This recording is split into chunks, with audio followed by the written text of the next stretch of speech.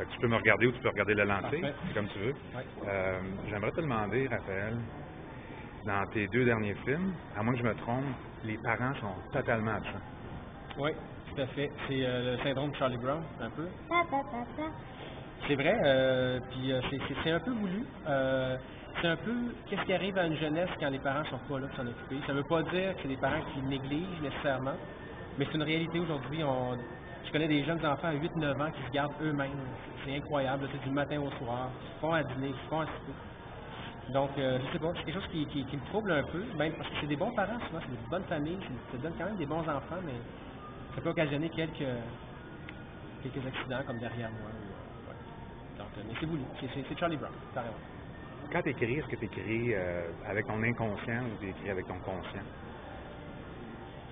Je filme avec mon inconscient, je pense que j'écris avec mon conscient parce que je suis très conscient des moyens de production. Je suis tellement dans une structure de tournage autogérée avec mon propre argent que j'ai pas le choix de... Je suis un peu castré à l'écriture, honnêtement, parce qu'il faut que je me dise ça, je peux le faire. Mon acteur peut-tu me le donner? Ma caméra peut-tu le filmer? T'sais? Ma mère, elle va s'entendre me faire un lunch entre les 2 takes. Fait que c'est sûr que je pense à ça. Mais c'est quand je tourne, là tout à coup, j'oublie. Je reviens par rapport au le fait que les parents ils sont absents. Tu t'es pas dit un parent, UDA, un adulte à caster quand tu écris quand même. Non, ça non. Non, mais attends, t'as peut-être un peu raison, parce que c'est sûr que c'est moins facile dans mon village d'aller chercher des adultes puis leur demander de jouer. Je suis pas sûr qu'ils vont se porter volontaire tout ce qu'il faut. Je viens d'un village un peu scandinave, les gens sont très un peu austères, un peu froids. Puis, ils n'ont pas la naïveté puis la fraîcheur des jeunes qui ont envie de faire du cinéma, puis tu les guides puis t'écoutes, tu sais. Les adultes vont être beaucoup plus autoconscients, self-conscious. Puis, oui, peut-être que c'est venu un peu tranquillement. Ça fait partie des conscients, par contre. Mais il n'y a pas que t'en parles. C'est des gars. Ma deuxième question concerne le casting. Comment on choisit ta comédienne pour le personnage principal? Pourquoi elle? Pourquoi pas une autre? Pourquoi elle? Pourquoi pas un autre? Dans ce cas-ci, dans le cas de ce film précis. Dans ce film-là, précisément, c'est des castings de tête. J'ai même pas fait lire une ligne aux acteurs. J'ai fait confiance à mon instinct. Je me suis dit, je m'ajusterai. Dans le cas de tous les acteurs, j'aurais pu m'ajuster, sauf dans le cas de l'actrice principale qui, là, portait vraiment tout sur ses épaules. S'il avait été mauvais, ça aurait été une catastrophe. J'ai vraiment mis mes yeux dans ce panier-là. Vraiment une question d'instinct. Je l'ai vue rapidement comme figurante dans un de mes films que j'ai fait. Je trouvais qu'elle crevait l'écran. J'ai senti qu'elle était prête à prendre les directives, les directions de jeu. Je me fais confiance à elle, mais c'est un casting de tête. Encore une fois, c'est ta déformation professionnelle, tu me réponds très rationnellement, Oui. mais au niveau de l'émotion, au niveau de l'intuitif et de l'inconscient, qu'est-ce qu'elle avait que d'autres comédiennes n'avaient pas? Tu l'as utilisé de quelle manière? Je lui ai souvent dit dans le processus dans la préparation qu'elle me ressemblait quand j'avais son âge. Donc je pouvais un peu me mettre dans sa tête. Je lui ai souvent répété ça, que c'est vrai, une espèce de tristesse dans le regard, même si c'est pas une personne triste. Il y a quelque chose, il y a une couche en arrière, il y a une réflexion. C'est une personne qui réfléchit beaucoup. Je l'ai senti ça. J'ai fait de la projection, en tout cas de la projection inverse. Je me suis dit, moi j'aurais réagi comme ça à son âge, donc je présume qu'elle va réagir comme moi.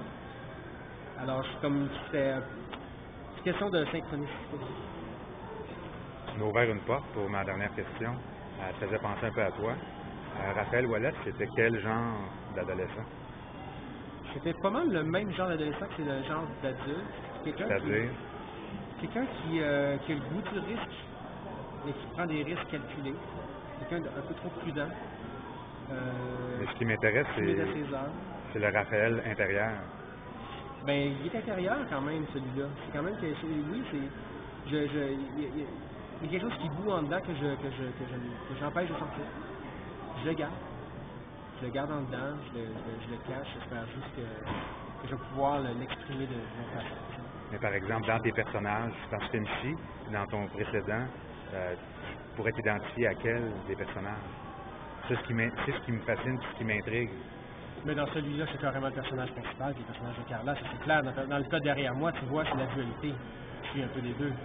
Puis là, je m'en vais écrire un film beaucoup plus terre à terre, avec beaucoup de dialogue, puis je me rends compte que tous les personnages sont différentes facettes de moi. Je reviens au film Fight Club, où deux acteurs jouent un peu le même personnage, et c'est un peu ça que je suis, tu sais. J'ai un côté Tyler Durden, puis un côté, je sais pas du nom de l'autre, mais ouais, c'est comme un affrontement. je vais terminer avec une affirmation. Si je disais que Raphaël Ouellette, c'était la nostalgie, une certaine tristesse dans ton intérieur. Oui, la tristesse, je la cherche, je sais que je l'ai, on me l'a souvent dit, je sais que je l'ai, je la cherche, elle peut pas être beau. Nostalgie, non. Non, parce que, nostalgie, oui, parce que j'essaie de reproduire constamment ce que j'ai déjà vécu, je pense. Mais en même temps, je suis pas nostalgique quand j'arrive à le faire. C'est un peu, ça annule un peu ce que je dis, mais j'arrive à le faire. Ma vie a vraiment évolué, mais elle n'a pas beaucoup changé. Je continue à vivre pas mal du même feu que quand j'avais 12, puis 18, puis 25 ans. Raphaël Ouellette, merci beaucoup. Merci. Ça tourne toujours, je te laisse aller. Ça va bon. être mon plan de la fin. C'est bon, je vais aller donner la main.